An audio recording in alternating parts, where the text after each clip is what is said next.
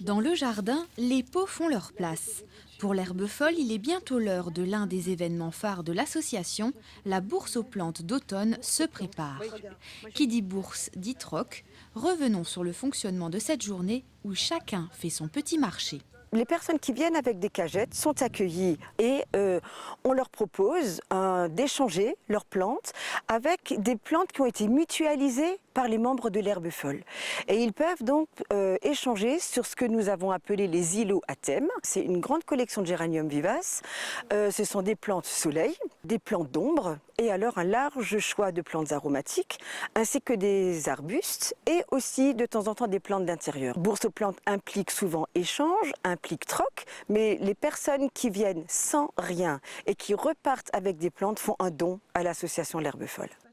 Alors que l'heure est plutôt au repli sur soi, les membres de l'association, au contraire, partagent, offrent et sèment leurs conseils à tous les petits jardiniers en herbe. Les herbes folles livreront peut-être même quelques-uns de leurs secrets.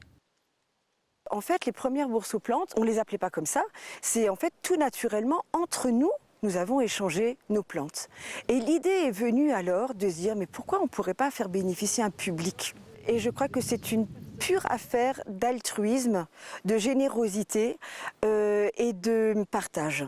Martine Hetzel et les membres de l'association s'activent pour proposer un large panel de plantes le 9 octobre à Griesbach. Hellebore, hélianthème, astère, mauve et même plantes sauvages trouveront sans aucun doute un nouveau propriétaire à la bourse aux plantes d'automne de l'herbe folle. Né d'une initiative entre la Maison de l'Archéologie et le Centre Albert Schweitzer, dans le cadre du centenaire de la Grande Guerre, le séminaire du guerrier antique au casque bleu, le corps du soldat mort, rite et mythe, s'est tenu à Niederbronn-les-Bains du 14 au 16 septembre. La thématique du devenir du corps du soldat mort a été retenue. Traitée du néolithique jusqu'à nos jours, cette thématique a rassemblé de nombreux experts franco-allemands.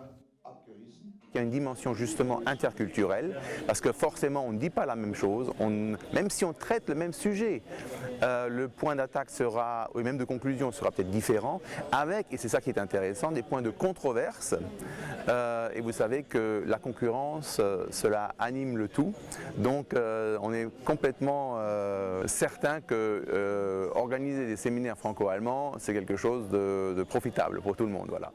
Ateliers, sorties, tables rondes et conférences ont animé ce séminaire pour permettre une vulgarisation des éléments scientifiques à l'usage du non-initié.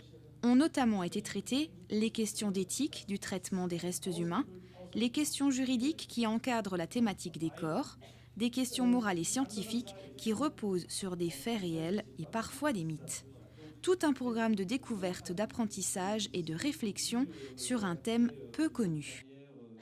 Pour nous qui sommes des pédagogues de la mémoire et de l'histoire, d'abord c'est d'avoir accès à du savoir nouveau. Il y a des thèmes qui sont revisités. Le champ de bataille de 70, c'est pas un thème nouveau, mais ce sont des jeunes historiens qui réinvestissent ces domaines et qui nous apprennent des choses. On voudrait publier des actes de ce qui a été fait, de ce qui nous a été rapporté, et que le compte-rendu lui-même soit très pédagogique et accessible aux professeurs, aux enseignants, aux vulgarisateurs de la science historique. Bilan positif sur ces 3 jours intensifs, un tel séminaire devrait revoir le jour bientôt. Du fait de son futur agrandissement, le Centre Albert Schweitzer réfléchit déjà sur une nouvelle orientation. Dans peu de temps, la dimension culturelle de vulgarisation de la science pourrait être attribuée au Centre de rencontres internationales. Un projet est actuellement à l'étude avec le ministère allemand de l'Environnement. Prendre sa voiture pour aller faire les courses, avec l'âge, cela devient de plus en plus difficile. Le CIAS de la communauté de communes s'est entouré de la Mutualité Santé Alsace et des associations À tout âge et Brain Up pour faciliter la vie des seniors, en l'occurrence leur permettre de conduire en toute sécurité. Avant, vous pouviez aller beaucoup plus facilement à Strasbourg. Là, c'est déjà beaucoup plus difficile, c'est beaucoup plus pesant. Sur des distances comme Strasbourg. Reichshofen, bon, Reichshofen, ça va. On va dire que c'est quand même juste la porte à côté, donc ça va. L'atelier, c'est sérénité au volant. Ça permet de faire le point, en fait, à un certain âge, passé 60 ans, qu'est-ce qu'il en est de la conduite senior?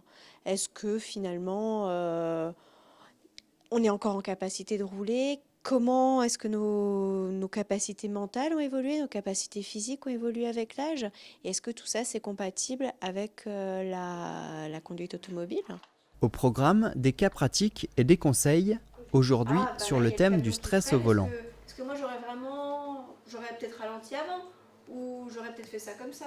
Essayez d'entraîner votre attention même si vous n'êtes pas en train de conduire. Sous forme de questionnaire, la séance est ouverte. Chacun peut prendre la parole pour partager son expérience, ses difficultés ou ses remarques.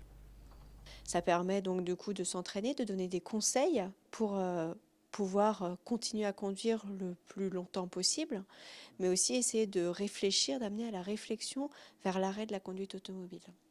En Suisse, Finlande ou encore en Espagne et dans d'autres pays, des examens médicaux sont nécessaires après 70 ans.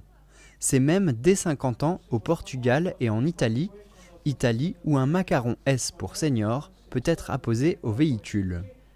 D'autres cycles de 6 ateliers, comme la cuisine ou les activités physiques, seront proposés aux seniors lors d'une présentation le 4 octobre à Griesbach.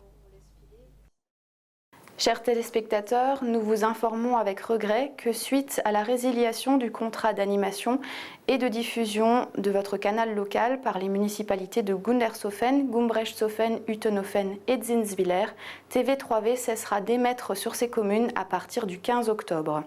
Les annonces infographiques de ces 4 communes ne seront donc plus visibles.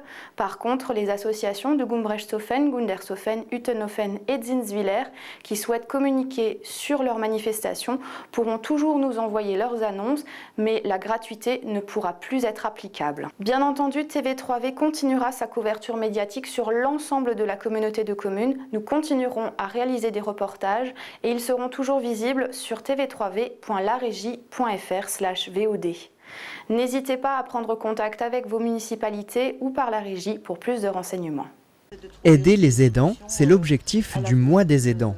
En ce moment et jusqu'au 15 octobre, le conseil départemental organise des rencontres et visites pour informer et soutenir les aidants. Si vous voulez, je vous invite à venir. Ces personnes, souvent de la famille proche, qui s'occupent des personnes âgées ou dépendantes.